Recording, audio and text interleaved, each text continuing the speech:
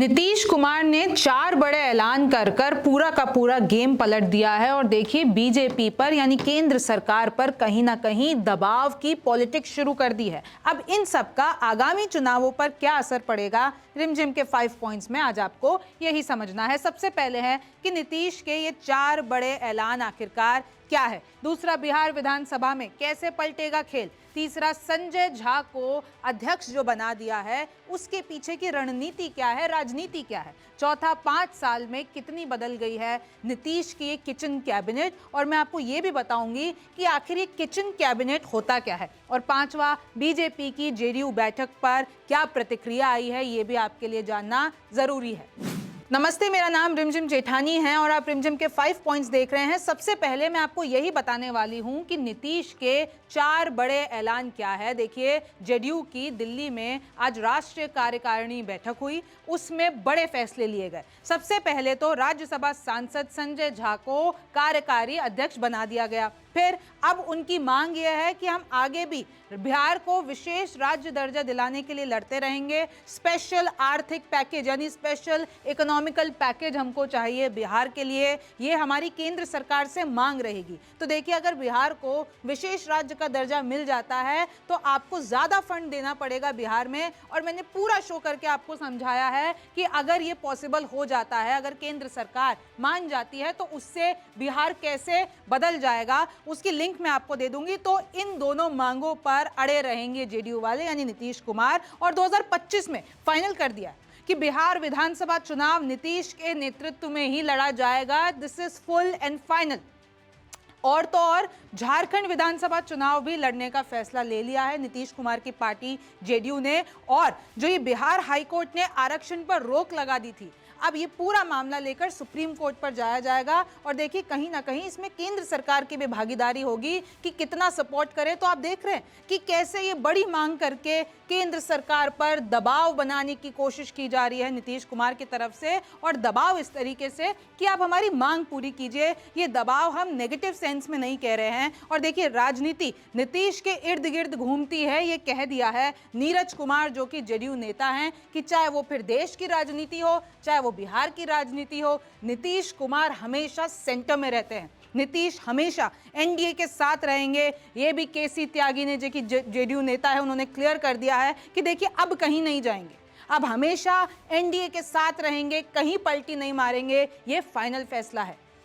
अब दूसरा, आपको ये समझना है कि आखिरकार इन सारे ऐलानों से बिहार विधानसभा में कितना असर पड़ेगा और कैसे पलट जाएगा खेल। तो देखिए, 2024 लोकसभा के जो नतीजे आए हैं उसमें नीतीश कुमार को एक नई ताकत दे दी है। केंद्र में किंग मेकर बन जाते हैं। जेडीयू ने 12 सांसद आए, भाई 12 सांसद जीत कर आए। राज्य में पावर सेंटर में आ जाते हैं, 12 सांसद आए हैं। 2005 के साथ गठबंधन कोई भी हुआ हो, यह आपको भी पता होगा, याद दिला देती हूँ। 2005 से इतिहास गवाह है इस बात का कि चाहे कोई भी गठबंधन हो, चाहे विपक्ष के साथ हो, सत्ता पक्ष के साथ हो, चाहे तेजस्वी के साथ हो, मोदी के साथ हो, भैया सीएम तो सिर्फ नीतीश कुमार ही रहते हैं, और इसलिए उनको पलटू राम भी कहा जाता है। क्या इस बार नीतीश बिहार की नंबर 1 पार्टी बन पाएंगे, यानी नीतीश की जो पार्टी है जेडीयू, वो क्या बिहार की नंबर 1 पार्टी बन पाएगी? उसके लिए मैं आपको नंबर गेम बता देती हूं। और देखिए, बिहार विधानसभा का मौजूदा गणित आपके लिए समझना बेहद जरूरी है। अभी विधानसभा में क्या खेल है, कुल सीटें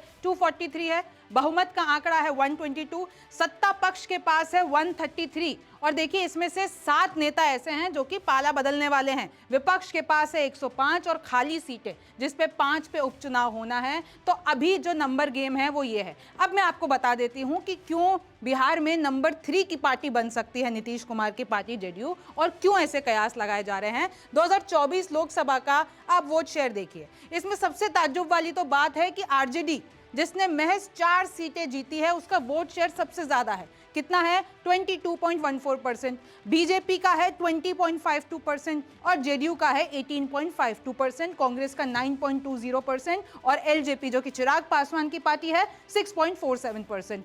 अब जेडीयू चाहती है कि जो वोट शेयर है जो 2024 लोकसभा में दिखा है, तो इसमें भी आप इतनी मजबूती के साथ खेलिए विधानसभा, जो कि 2025 में होने वाले हैं, कि आप यहां से उठ के नंबर 1 पार्टी बन जाए, यानी पहले नंबर पे चले जाएं, तो ऐसा हो सकता है। तो देखिए ये पूरा विधानसभा का नंबर गेम था। अब तीसरा देख लेते हैं, संजय झा को आखिरकार अध्यक्ष बनाने के पीछे क्या रणनीति है कि देखिए दूसरे नंबर यानी नीतीश कुमार के बाद अब नंबर 2 पे आ गए हैं संजय झा, क्योंकि उनको अध्यक्ष बना दिया गया है, जेडीयू का कार्यकारी अध्यक्ष। और ये दर्जा देना एक बहुत बड़ी बात होती है। कभी बीजेपी के सिपाही थे संजय झा और अब नीतीश के एकदम खास बन चुके हैं।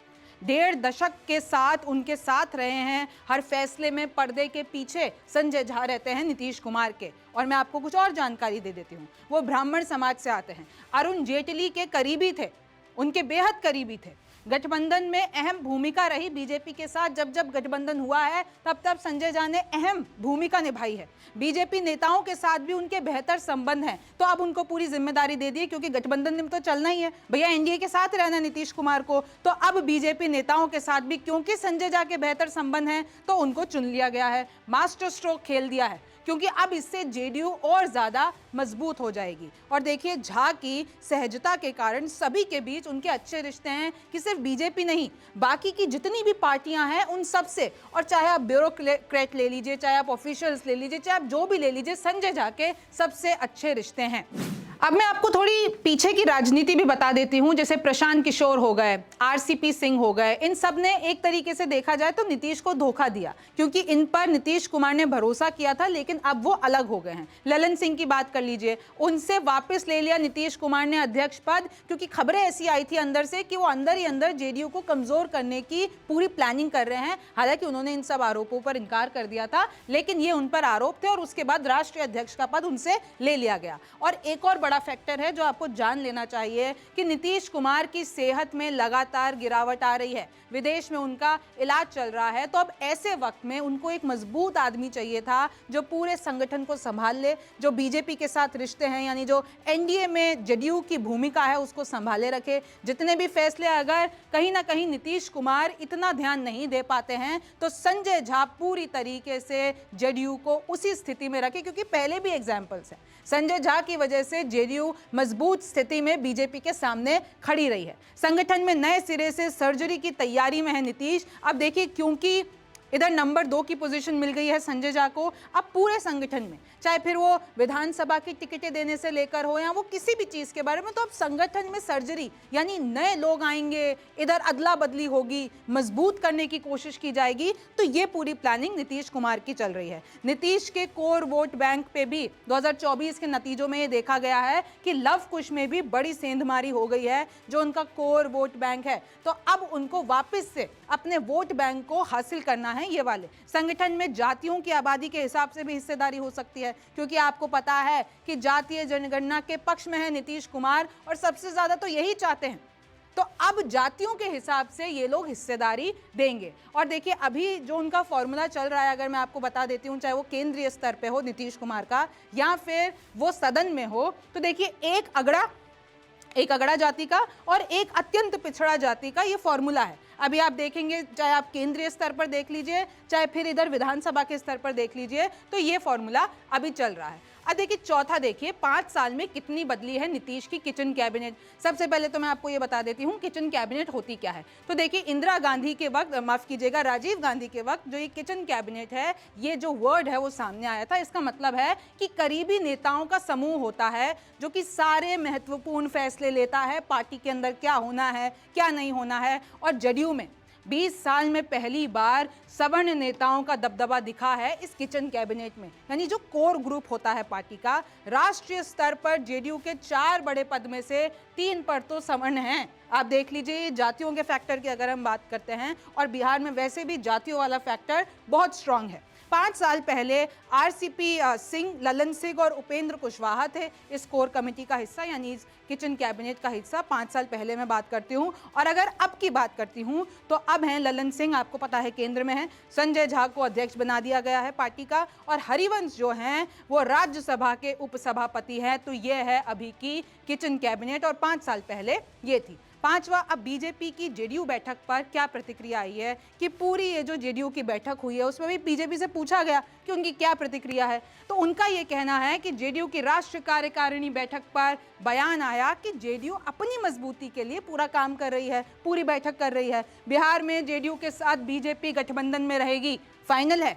बीजेपी ने भी अपनी तरफ से कह दिया है कि भैया हमको बिहार में नीतीश कुमार की जरूरत है और हम गठबंधन में रहेंगे। नीतीश के नेतृत्व में बिहार में एनडीए काम करेगी, ये भी बोल दिया है कि नीतीश ही नेतृत्व करेंगे। ये अभी आपको मैंने अश्विनी चौबे का कुछ टाइम का पहले बयान सुनाया था। उन्होंने कहा था कि नहीं, बीजेपी को मजबूत होना चाहिए, लेकिन इधर पूरा क्लियर कर दिया है। किसने कर दिया है? शाहनवाज हुसैन ने क्लियर कर दिया है कि देखिए, और उन्होंने दूसरी बात भी ये कही है, सम्राट चौधरी ने बहुत मेहनत की है, मुख्यमंत्री तो नीतीश कुमार ही रहेंगे। तो जितनी भी इधर अफवाहें थी उन सब पे फुल स्टॉप लगाते हुए शाहनवाज हुसैन ने इधर बयान दे दिया है और आगे भी नीतीश कुमार ही रहेंगे। और तो और जब उनसे सवाल पूछा गया नीट पर, तो उनका ये कहना था नीट पर विपक्ष से ज़्यादा चिंता सरकार को है और हम लोग जांच कर रहे हैं, हम लोग एक्शन लेंगे और विपक्ष कृपा करके छात्रों पर राजनीति ना करे, शाहनवाज हुसैन का ये कहना है। तो देखिए, ये सारे जो जितनी भी ये राजनीति तौर पर मामला चल रहा है जेडीयू में स्पेशली,